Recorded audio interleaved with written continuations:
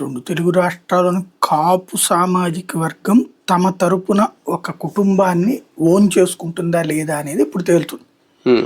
మా కులంలో ఎవరో ఒక నాయకుడు వచ్చి ఎదిగితే సరిపోతుంది అనుకుంటారా, లేకపోతే కాపు జాతికి చైతన్యం క్రియేట్ చేసినటువంటి వంగవీటి కుటుంబాన్ని మనం పైకి లేపాలనుకుంటారా అన్నది వాళ్ళు డిసైడ్ చేసుకోవాలి. ప్రాక్టికల్గా అయితే కనుక రెడ్డి సామాజిక వర్గపు ఆధిపత్య పోరాటం ఆ కులంలోనే ఒకళ్ళకొకళ్ళు పోరాడుతూ ఉండటం ఆంధ్రప్రదేశ్ రాజకీయాలు ఫ్రమ్ ద బిగినింగ్ ఉంది. కాంగ్రెస్ పార్టీ అది మాత్రమే అధికారం. దాంట్లో గొడవలు ఏంటంటే రెడ్లు కొట్టుకుంటుంటే మధ్యలో ఇంకొక కులానికి ఇచ్చినటువంటి సందర్భాలు ఉన్నాయి తప్పించి డైరెక్ట్గా చూస్తే రెడ్ల ఆధిపత్యమే నడిచింది సుదీర్ఘకాలం పాటు.